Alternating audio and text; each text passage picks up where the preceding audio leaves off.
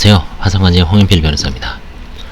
이번에는 이제 여러 다수 채무자 세 번째 전부 의무자의 장래의 구상권을 어떻게 시부인하는지 보겠습니다. 여럿의 전부 의무자 중 일부에 대해 파산 선고가 있는 경우 채권자는 파산 절차에서 채권 전액의 만족을 기대할 수 없으므로 전부 의무자 중 다른 자에게 청구를 하게 되고, 이러한 경우 청구를 받은 자가 나중에 채권자에게 변제를 한 후 채무자에게 구상을 하려고 하더라도 이미 파산 절차가 종료된 다음에는 구상권 행사가 불가능하게 됩니다. 이에 법은 전부 의무자 중 일부가 파산 선고를 받은 때에는 장래의 구상권자가 그 권리를 행사하여 파산 절차에 참가할 수 있도록 하고 있습니다. 여럿의 채무자가 각각 전부의 채무를 이행하여야 하는 경우 그 채무자의 전원 또는 일부가 파산 선고를 받은 때는 그 채무자에 대하여 장래의 구상권을 가진 자는 그 전액에 관하여 각 파산재단에 대하여 파산채권자로서 권리를 행사할 수 있습니다. 다만 채권자가 그 채권의 전액에 관하여 파산채권자로서 권리를 행사할 때는 예외로 합니다. 따라서 채권자가 채권의 일부에 관하여만 권리를 행사한 때 하나여 장래의 구상권자는 잔액의 범위 내에서 권리를 행사할 수 있습니다. 이는 채권자의 권리와 장래의 구상권자의 권리 중 채권자의 권리 우월성을 인정함과 아울러 동일한 채무에 대해 이중의 권리 행사가 이루어지지 않도록 하기 위한 데 취지가 있습니다. 채무자의 보증인 등 다른 전부 의무자가 장래의 구상권을 파산채권자로 신고한 경우 파산관리는 이미 채권자로부터 채권 전액에 관하여 채권 신고가 있는 경우에 다른 전부 의무자가 신고한 파산채권에 대하여 이의를 진술해야 합니다. 이게 상당히 어렵죠. 이거는 뭐 나중에 세밀하게 공부를 하면서 이제 해야 됩니다.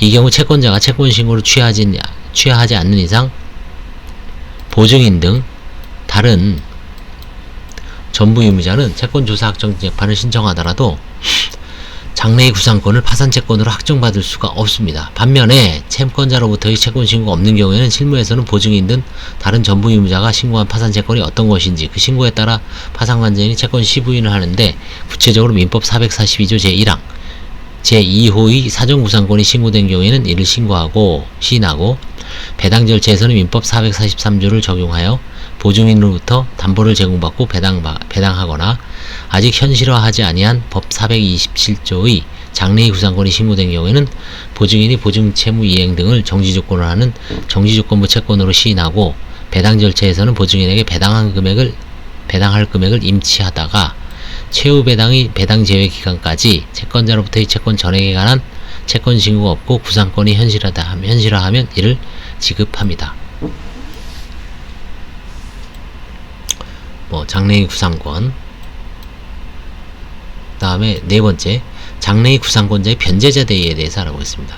채권자가 그 채권의 전액에 관하여 파산채권자에서 권리를 행사하여 파산 절차에 참가함으로써 채무자의 보증인 등 다른 전부 의무자의 장래의 구상권이 파산 절차에서 배제되는 경우에도 그 채무자에 대해 장래의 구상권을 가진 자가 채권자에게 변제를 한 때는 장래의 구상권자는 그 변제의 비율에 따라 채권자의 권리를 취득합니다. 법 430조 제2항의 해석과 관련하여 이를 물리 해석하여 채권의 일부에 대하여 변제를 한 전부 의무자도 그 변제액의 비율에 따라 채권자의 권리를 취득한다고 보면, 채권자는 파산 선고의 일부 만족을 이유로 변제의 비율에 의하여 감축된 채권액을 기준으로 하는 배당을 감수해야 하게 되어 현존액주의에 어긋나고 아직 변제할 의무가 남아있는 일부 변제를 한 전부 의무자가 채권자를 대하여 파산 절차에서 배당받는 것은 그가 배당받는 금액으로 다시 채권자에게 변제해야 하는 불필요한 절차를 거치게 합니다. 따라서 판례와 서울회생보험 실무는 전부 의무자가 채권자의 채권의 일부에 대하여 변제를 한 때는 채권자만이 파산 선고 시 가진 채권의 전액에 관하여 파산 채권자로서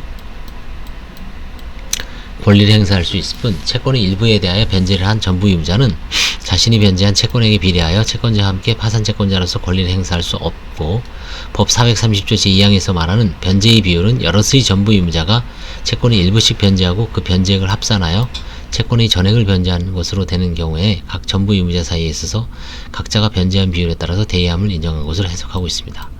결국 파산 절차에서는 전부 의무자인 변제자는 채권자의 채권의 전액이 소멸하여야 비로소 자신이 구상권을 행사하거나 채권자의 권리를 대의하여 행사할 수 있습니다. 즉 일부 변제의 경우 실제 법적으로는 변제한 부분에 관한 채권이 변제자에게 이전되지만 파산 절차에서는 이를 행사하기 위해서는 채권자의 채권이 전액 소멸이라는 제한이 따릅니다. 보증인 등 전부 의무자가 파산 선고에 변제를 하고 채권자의 채권 전액을 소멸하게 하는 파산자에 참가하는 방식은 다음과 같습니다. 첫째, 채권자가 파산 절차에서 채권 신고를 하였고 전부 의무자가 변제자에 대하여 취득한 채권자의 원채권을 행사하는 경우에는 새로운 채권 신고를 할 필요 없이 채권자가 신고한 파산 채권에 관하여 전부 의무자를 채권자로 하는 파산 채권자표 명의 변경 절차 규칙 76조에 의하면 됩니다. 둘째, 채권자가 파산 절차에 채권 신고를 했고 전부 의무자가 자신이 구상권을 행사하는 경우에는 실무에서는 채권자의 원채권에 관한 채권 신고 취하가 있은 후에 전부 의무자가 구상권을 파산 채권으로 신고하여 파산 절차에 참가하도록 하고 있습니다. 전부 의무자는 채권자의 원채권의 범위 내에서 구상권을 행사할 수 있으므로 그 범위를 초과하는 구상권을 행사하는 경우 파산관계인은 이 일을 진술해야 합니다.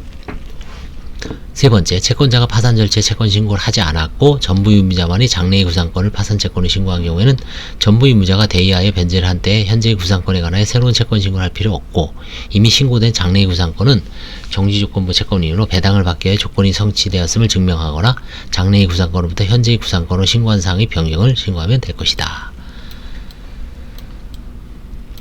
네 번째, 채권자가 파산 절차에 채권 신고를 하지 않았고 전부 의무자도 장래의 구상권을 파산 채권을 신고하지 않았던 경우에는 변제로 발생한 현재의 구상권을 신고하거나 현재의 원채권을 대의하여 채권 신고를 할 수가 있습니다. 일부 보증 및 물상 보증의 경우 여럿의 보증인이 각각 채무의 일부를 보증하는 때는 그 보증하는 부분에 관하여 각각 전부의 채무를 이행할 의무를 지는 경우와 성질이 같으므로 법 428조, 429, 430조 제1, 2항 규정이 준용됩니다. 채무의 일부를 보증한 보증인이 파산 선고 후에 자신이 보증하는 부분만을 전액 변제하면 채권자의 채권 전액이 소멸되지 않더라도 보증하는 부분에 관한 파산 채권을 대행사할 수 있습니다. 430조 제1항, 제2항의 규정은 담보를 제공한 제3자가 채무자에 대하여 갖는 장래의 구상권에 관하여 준용됩니다. 법 428조 현존액주의를 준용하는 규정이 누락되어 있으나 물상보증의 경우를 달리 취급할 이유가 없으므로 물상보증의 경우에도 428조가 유추 적용된다고 해석하고 있습니다. 여기 뭐 나오네요. 여기 그쵸? 현존액주의 상당히 좀 어려운데 부산에서 가장 경험 안 해보고 이론상으로 민법에 이제 민법을 공부할 때도 여기가 좀 뭐 이렇게 만만치 가장 어려운 부분이죠. 채권법 중에. 그래서 뭐 도산법도 마찬가지입니다. 그래서 일단 그 장래의 보증 그 다음에 까지 살펴보고요. 장래의 구상권자의 변제자 대의 그 다음에 전부 의무자의 장래의 구상권까지만 보고 다음에 이제 어음수표까지 한번 해보겠습니다. 감사합니다.